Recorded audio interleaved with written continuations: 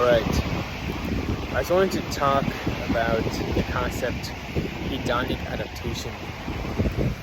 It's very obvious that whatever you have, whatever you desire, whatever you want to get, all the things that you wanted, in the end, no matter what, it is inevitably going to turn out worse than you initially thought, than you initially expected. And that's the hedonic adaptation. No matter what, in the end, whatever you thought was above average, whatever you thought was significant, that wasn't, turns out being normal. It's just human nature. It's just natural. If the ocean had emotions, it'll probably be bored out of death or just coming and going waves, relying on the wind for waves. It's a pretty weird metaphor, but I hope you understand what I mean. It's, whatever you expect never turns out being the same, and that experience is preached by a lot of religions before the scientific concept hedonic adaptation even existed. I'm a Buddhist, so I remember my parents, my uncle telling me all the time that never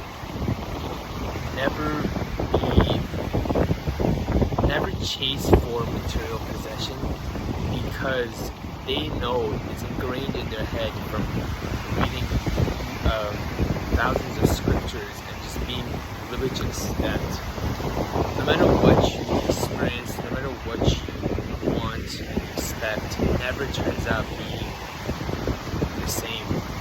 It always turns out getting lower than you expected. And that's obviously very prevalent in this day and age, especially my generation, because we keep wanting, and we never are satisfied. I remember being super excited to come to the US because ever since when I was a child, in middle school and high school, all my American friends would always talk about how the US had this, how the US had that, how the system is a lot better, and it set up a lot of expectations. And obviously from watching Hollywood, everything is pretty much shot here. So as this kid from a small town, you have all these expectations, and when you come, obviously it is never the same. Now this happened to me a number of times. I came here, I never even knew how big the college is, and being in with 30,000 students is just insane. It's mind-boggling to me. And I don't know, it was a really good experience, but it never turned out to be the same as I thought. I'm at a beach right now, and there's a beautiful view, and there's no one around me, which I like. I'm making these videos anyways, so I don't disturb them. But you know, if I was living at this beach, and I had a nice house like that, maybe 2 years I would say that I would be super happy with my investment.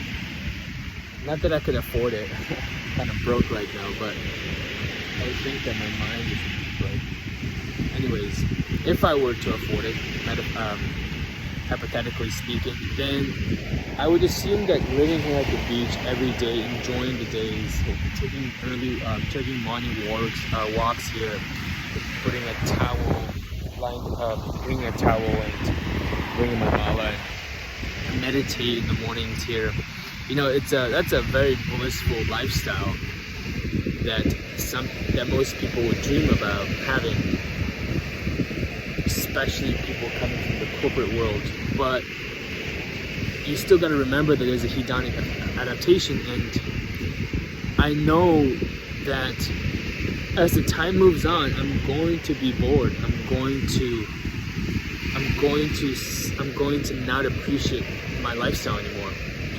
And it is very unfortunate, and it kind of sounds very pessimistic. And does that mean that you should think negative then? Does that mean that you shouldn't expect for happiness and fulfillment and contentment? Obviously not. Oh, the wind is blowing so hard right now. But so understanding that concept is crucial, because now you know that your expectations never meet its definition. It never exceeds or even never equals what you initially thought. So you know that concept is ingrained in your head now, and that's crucial. That's the crucial stage. Now what you got to do is, it's just knowing it makes you happy. I read this book called The Silence by Thich Nhat Hanh, and he's a Vietnam Buddhist. I think I read it last year, and he was super sad. I don't know, he was talking about the beauty of silence and how that's the answer to everything. And I think you can maybe think of it as that. Just knowing the concept will make you happy, will make your trivial decisions better, will make you appreciate the present and not think about the past and the future. And just understanding the concept and getting it in your head, and knowing that what you buy today will not be the same experience after time goes by. And just knowing that definition, that meaning behind the adaptation, I think you will have a more joyful life. I don't care if you're old or young, we all want happiness, and that's definitely my goal as I become this very old man that's about to depart this planet Earth. But in the end, I think really ingraining it in your head that the adaptation and what you expect never turns out to be what you initially thought is